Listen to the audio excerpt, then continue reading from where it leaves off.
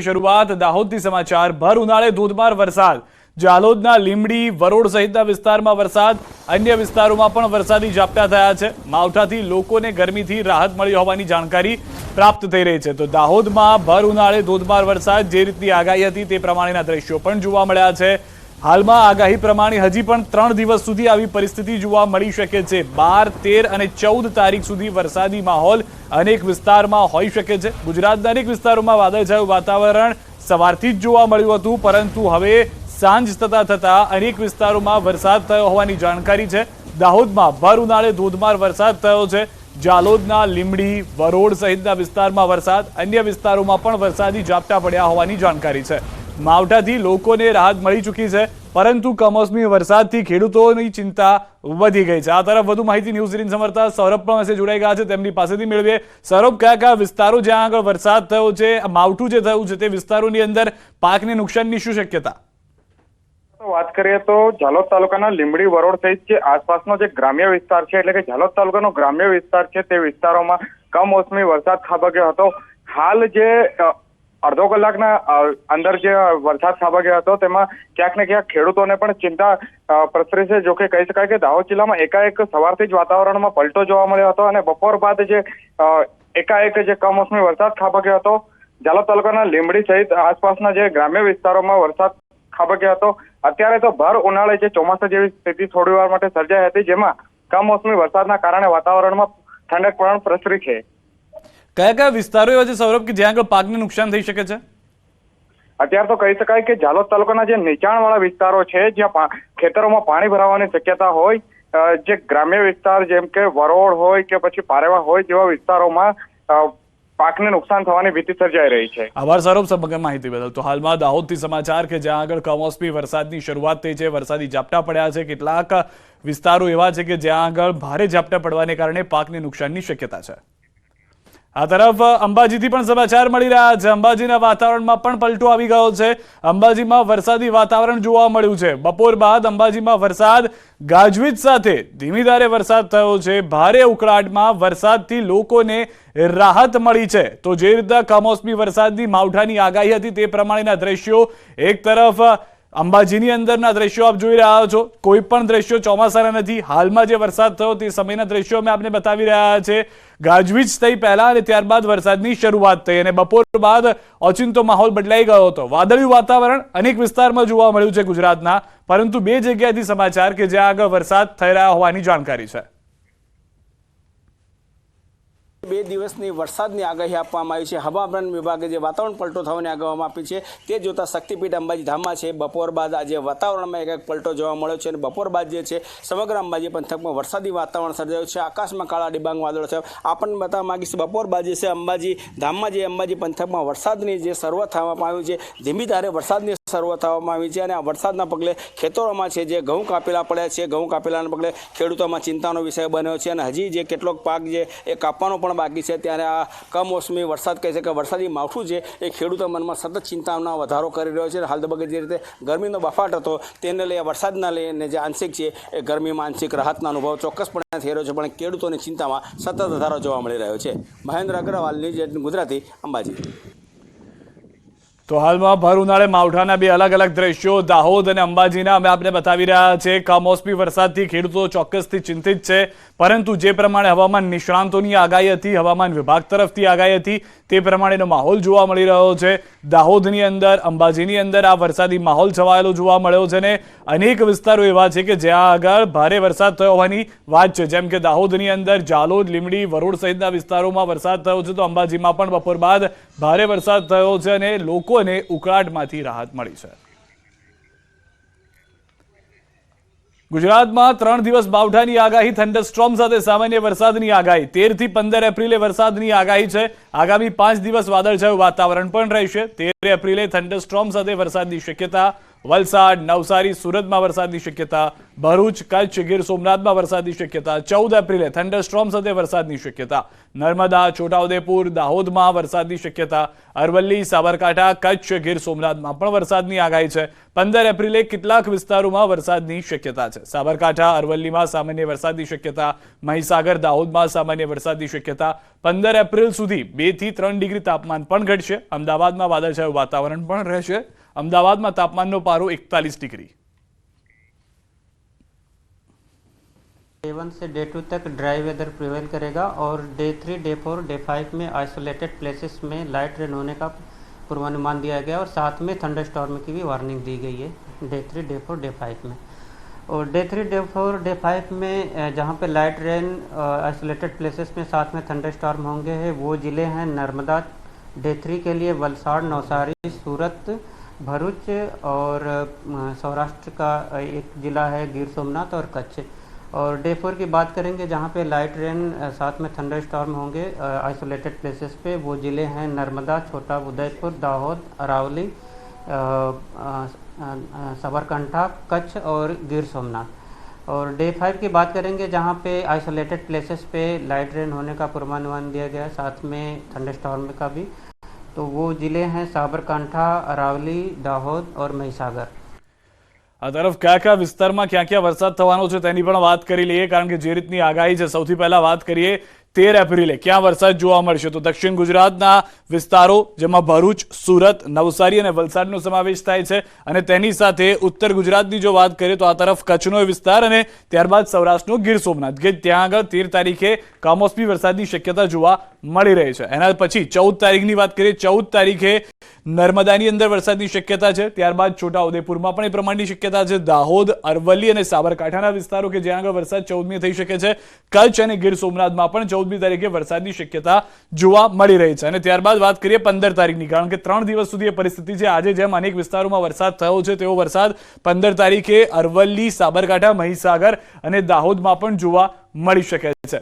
આ તરફ વધુ એક મહત્વના સમાચાર એ પણ મળ્યા છે મહીસાગરથી. ટીટોડીએ વહેલા વરસાદનો આપ્યો છે સંકેત. ટીટોડી લુણાવાડાના દલુખડિયા ગામે મૂક્યા છે ઈંડા. ટીટોડીને ઈંડા મૂકવાની છે લોકવાયકા. ટીટોડીએ ઊંધા ઈંડા મૂક્યા હોવાથી સારા વરસાદની ધારણા. ટીટોડીએ 4 ઈંડા મૂકતા સારા વરસાદની આશા. ઊંચાઈએ ઈંડા મૂકવાથી વહેલા વરસાદનું અનુમાન. તે વખતે એક તો જમીન કયા લેવલે ઈંડા મૂકે છે એનું ધ્યાન રાખો. જો વધારે ઊંચાઈ ઉપર ઈંડા મૂકે, 4 ઈંડાથી વધારે મૂકે તો વધુ વરસાદની આગાહી કરતા. અને જ્યારે 3 ઈંડા જુએ ત્યાં અને નીચાણવાળી જગ્યા હોય ત્યારે એવું માનતા કે આ વખત વધુ વરસાદ નથી, એટલે એ પ્રમાણે પાકની પસંદગી કરતા હતા. 4 ઈંડા જો ઠેર ઠેર જગ્યાએ જોવા મળતા હોય તો મીન્સ કે ચોમાસું સારું જશે. અને હવે વાત કરીએ મહાસંગ્રામની.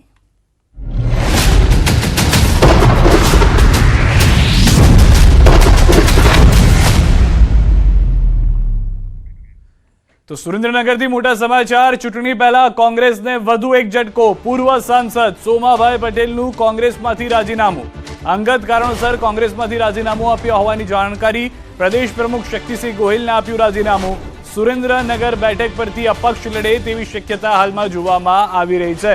તો જ્યાં આગળ અનેક તર્ક વિતર્ક થઈ રહ્યા હતા તે સુરેન્દ્રનગર બેઠક પર જ્યારે ઉમેદવાર કોંગ્રેસે જાહેર કરી દીધા ઋત્વિજ મકવાણાને, તો તેને લઈને આ નારાજગી પણ હોઈ શકે છે. પરંતુ અંગત કારણો આ પત્રની અંદર લખવામાં આવ્યા છે. ચૂંટણી પહેલા કોંગ્રેસને આ ઝટકો લાગ્યો છે. પૂર્વ સાંસદ સોમાભાઈ પટેલનું કોંગ્રેસમાંથી રાજીનામું.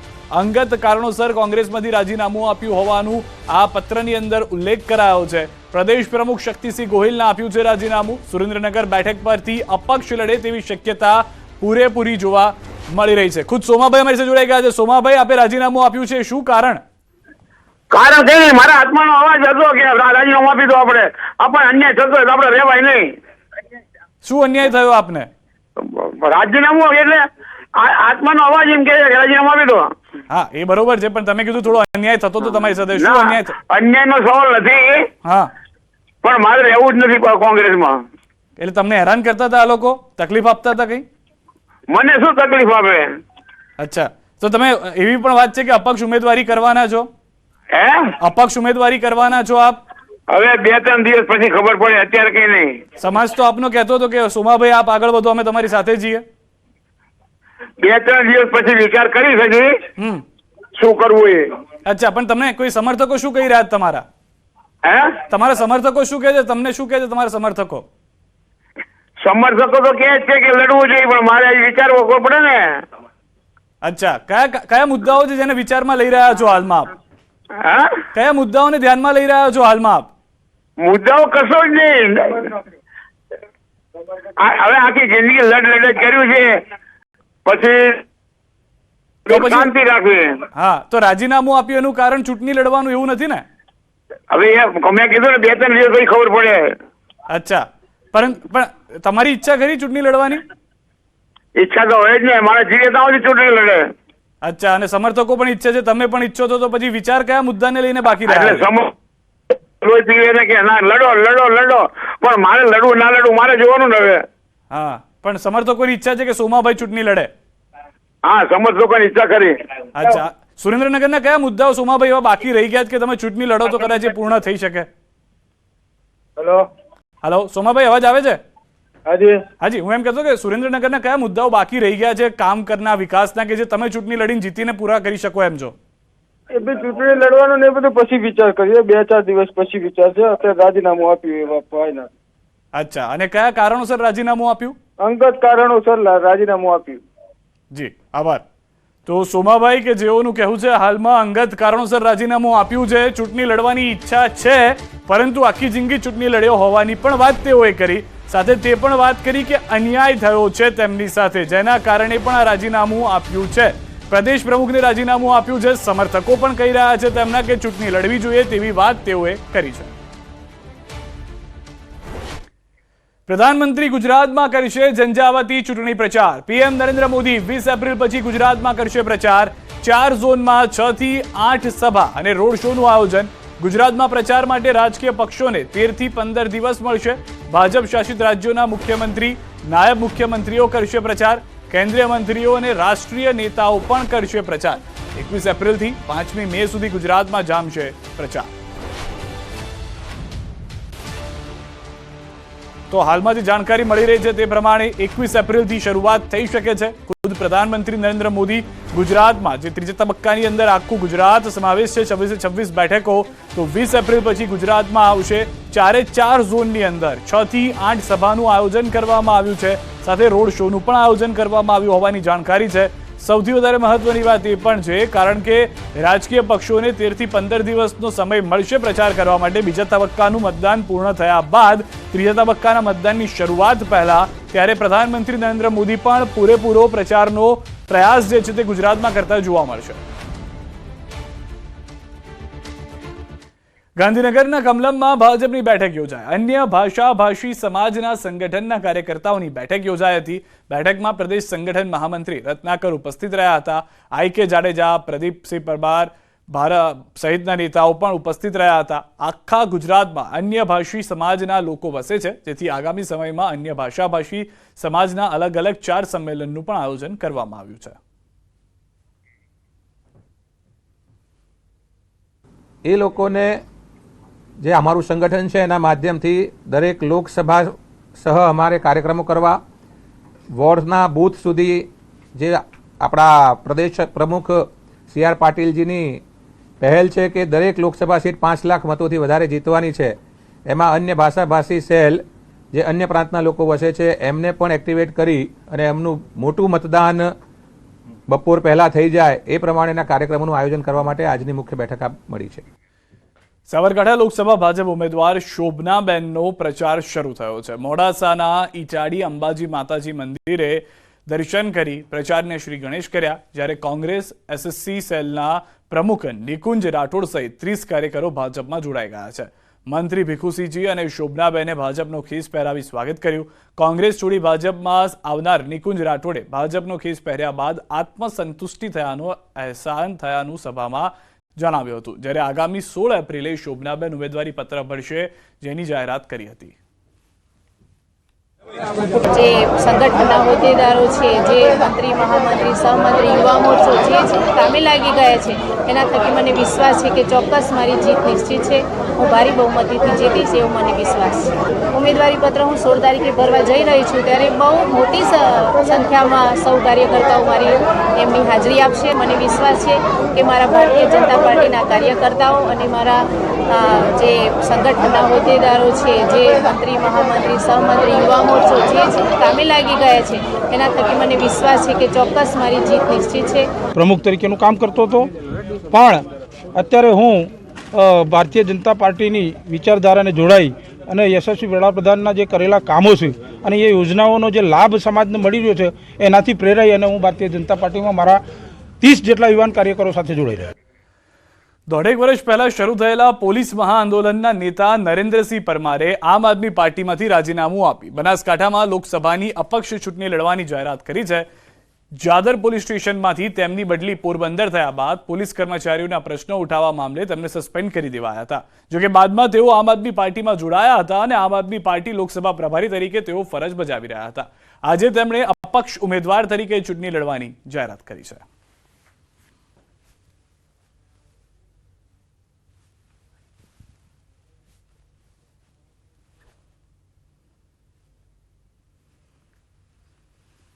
હું આમ આદમી પાર્ટીના જિલ્લા પ્રભારીના પદ ઉપરથી રાજીનામું આપું છું આજરોજ, અને આ 2024ના લોકસભા સાંસદના ઇલેક્શનમાં અપક્ષ ઉમેદવારી નોંધાવવા જઈ રહ્યો છું.